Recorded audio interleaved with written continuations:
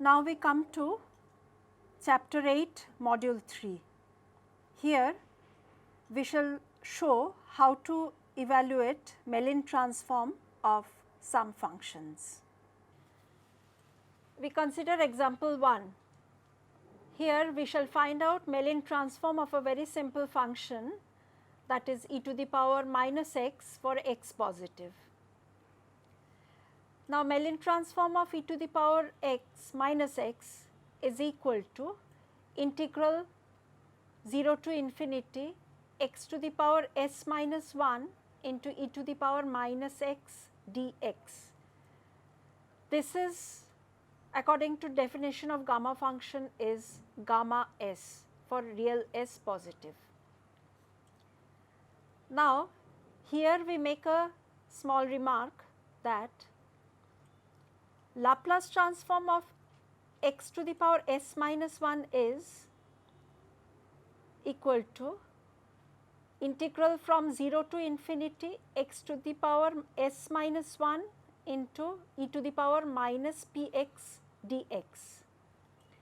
If we put p equal to 1, then Laplace transform of x to the power s minus 1 for p equal to 1 is equal to integral from 0 to infinity x to the power s minus 1 e to the power minus x dx, and this is the Mellin transform of e to the power minus x. So, for p equal to 1, Laplace transform of x to the power s minus 1 is equal to Mellin transform of e to the power minus x. Next, in example 2, we shall find the Mellin transform of cos x and sin x. Now, Mellin transform of cos x or sin x, we write it together. This is equal to integral from 0 to infinity x to the power s minus 1 cos x dx. This is Mellin transform of cos x, and integral from 0 to infinity x to the power s minus 1 sin x dx. This is Mellin transform of sin x, and we write it together in this fashion as given here. Now, the integrals can be derived by using complex variable theory. We consider the function small f z equal to z to the power s minus 1 into e to the power minus z, where real s lies between 0 and 1, and integrate this function f z around a closed contour as shown in figure 1. This is the contour, closed contour given in figure 1. Here z in f z is x plus I y, and s is sigma plus j tau, where the imaginary units I and j do not interact. Now, we shall have to integrate f z around this closed contour, where f z is this function. As there is no singularity of the function z to the power s minus 1 into e to the power minus z, which is the integrand, inside the contour in the first quadrant of complex z plane formed by the arcs C epsilon, which is the arc of small circle of radius epsilon, and capital CR, which is the arc of a circle of radius capital R, and the lines L1 from epsilon to R. This is the line from epsilon to R, and the line L2 from IR to I epsilon. This is the line L2. and then we make epsilon tend to 0 and capital R tend to infinity. So, if we perform the integration of this function around this closed contour, then this gives integral along L1, that is on the line epsilon to R, then along capital CR, then along IR to I epsilon, then along capital C small epsilon.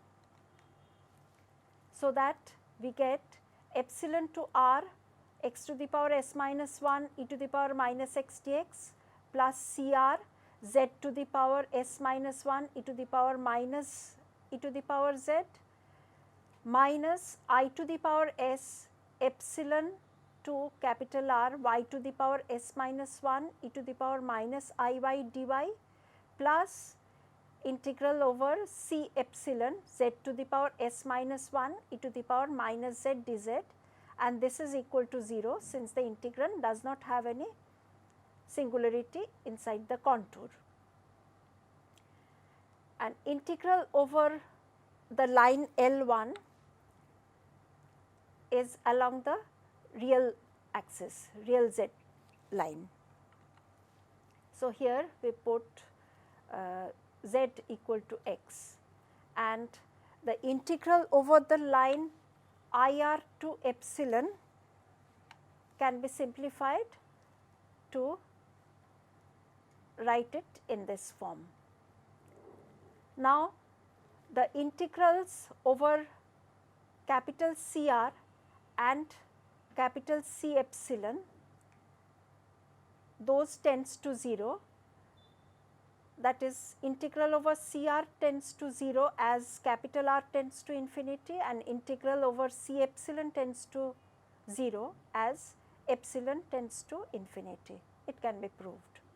So that this term and this term vanishes, and making epsilon tending to 0 and capital R tend to infinity, we obtain that this integral plus this integral is equal to 0. So, that integral from 0 to infinity x to the power s minus 1 e to the power minus x dx, this is equal to I to the power s integral from 0 to infinity y to the power s minus 1 e to the power minus I y dy.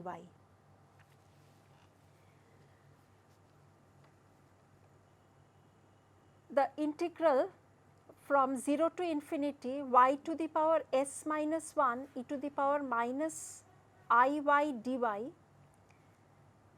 it can be proved to be equal to I to the power minus s gamma s by simple manipulation, and this is equal to e to the power minus I s pi by 2 into gamma s. Now, changing y to x, this gives, this integral gives, we change y to x, this integral gives after expanding e to the power minus I x, we get integral from 0 to infinity x to the power s minus 1 cos s x minus I sin s x dx. This is equal to the right hand side, this, that is cos s pi by 2 minus I sin s pi by 2 into gamma s. Now, equating the real and imaginary parts with respect to I, we find that integral from 0 to infinity x to the power s minus 1 cos s x is equal to cos s pi by 2 into gamma s, and equating the imaginary part, we get integral from 0 to infinity x to the power s minus 1 sin s x equal to sin pi s by 2 gamma s, where real s lies in the interval 0 to 1. Now, this integral is the Mellin transform of cos Sx, and this integral is the Mellin transform of sin Sx. So that we can write Mellin transform of cos Sx equal to gamma s into cos pi s by 2, and Mellin transform of sin x is equal to gamma s into sin pi s by 2, for both of which real s lies in the interval 0 to 1. We have evaluated Mellin transform of some simple functions, that is e to the power minus x and cos x and sin x. Mellin transform of e to the power minus x, this we have seen is same as Laplace transform of x to the power s minus 1 for p equal to 1. Also, we have used complex variable theory to obtain Mellin transform of cos x and sin x. We shall consider few more examples of a bit complicated functions. In example 3, we shall find Mellin transform of 1 by 1 plus x. The Mellin transform of 1 by 1 plus x is defined as integral from 0 to infinity x to the power s minus 1 divided by 1 plus x dx. Here real part of s lies between 0 and 1. This integral we shall evaluate by using contour integration of complex variable theory. For this, we choose a contour as given in figure 2. For contour integration, we consider the complex function f z equal to z to the power s minus 1 divided by 1 plus z, real s lies in the interval 0 to 1. This function f z has simple pole at z equal to minus 1 and has a branch point at z equal to 0 and z equal to infinity. So, we choose a branch cut along the positive real axis from 0 to infinity of the complex z plane. Inside this cut plane, we consider closed contour as shown in figure 2. Here the branch cut is from 0 to infinity. In this contour, capital C r is the circle of radius capital R and capital C epsilon is the circle of radius epsilon, two circles being punctured along the real axis. The outer circle is of radius capital R and inner circle is of radius epsilon. Now, there is a singularity of f z inside this closed contour in form of a pole at z equal to minus 1. Thus, if we perform the contour integration along this contour, then we have integral along C capital R plus integral along C epsilon plus integral along epsilon to R plus integral along R to epsilon f z dz. This is equal to twice pi I residue of f z at z equal to minus 1 by Cauchy theorem, where the integral from epsilon to R, this integral, this is performed along this line above the real axis, and the integral from R to epsilon, that is this integral, is taken just below the real axis, that is along this line.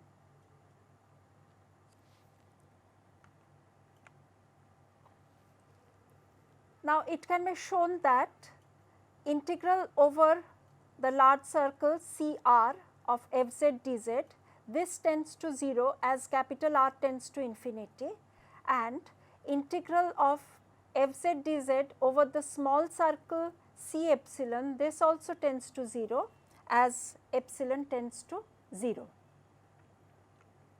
So that integral over CR vanishes, integral over C epsilon vanishes. So, we have integral from epsilon to R plus integral from R to epsilon equal to twice pi I into residue of fz at z equal to minus 1. Now, the integral of fz from the line epsilon to R, that is above the real axis, this is equal to integral from epsilon to R x to the power s minus 1 by 1 plus x dx as R tends to infinity and epsilon tends to 0. Here on this line above the real axis, argument of z is 0. So, that z equal to mod x e to the power I 0. This we have used, and the integral from R to epsilon fz dz, that is integral over the line below the real axis. On this line, argument of z is twice pi. So, that z is equal to mod x e to the power twice pi I. This we have used for this integral from R to epsilon. So, that this integral is equal to integral from R to epsilon x e to the power twice pi I whole to the power s minus 1 divided by 1 plus x to the power e to the power twice pi I into e to the power twice pi I dx. This tends to e to the power twice pi I s integral from 0 to infinity x to the power s minus 1 divided by 1 plus x dx as R tends to infinity and epsilon tends to 0. Now, we calculate the residue of fz at z equal to minus 1, which is given by limit z tend to minus 1 z plus 1 into z to the power s minus 1 by 1 plus z, which can be calculated to be equal to minus e to the power pi I s. Now, we substitute all these results here to obtain 1 minus e to the power twice pi I s integral 0 to infinity x to the power s minus 1 by 1 plus x dx equal to minus twice pi I e to the power pi I s. So, that integral from 0 to infinity x to the power s minus 1 by 1 plus x dx, this is equal to minus twice pi I divided by e to the power minus pi I s minus e to the power pi I s, and that is equal to pi by sin pi s. By using the property of gamma function, this is equal to gamma s into gamma 1 minus s for real s between 0 and 1.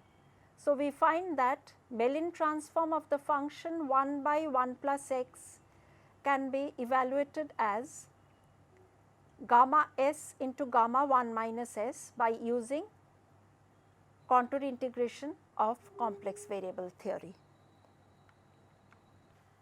Now, we come to example 4. Here we shall find out Mellin transform of 1 by 1 plus ax to the power m. Now, we know that Mellin transform of 1 by 1 plus x, which we denote by capital Fs, this we have found in the previous example to be equal to gamma s into gamma 1 minus s. Then Mellin transform of 1 by 1 plus Ax, this is equal to integral 0 to infinity x to the power s minus 1 divided by 1 plus Ax dx. This is equal to, substituting Ax equal to t, we get 1 by As integral from 0 to infinity t to the power s minus 1 divided by 1 plus t dt, where A is positive. And this is equal to, we have found out the Mellin transform of 1 by 1 plus t as gamma s into gamma 1 minus s. So, that this is equal to capital Fs by a to the power s, which is equal to gamma s into gamma 1 minus s divided by a to the power s, where real s lies in the interval 0 and 1. Now, if we differentiate both sides, that is this equal to this result with respect to A, then we obtain minus integral 0 to infinity x to the power 1 plus s minus 1 divided by 1 plus Ax squared dx. This is equal to gamma s gamma 1 minus s dda of e to the power minus s log A. This is simple to obtain, and this is equal to gamma s gamma 1 minus s e to the power minus s log A into minus s by A after performing dda, which can be simplified to be equal to minus s gamma s into gamma 1 minus s by a to the power s plus 1.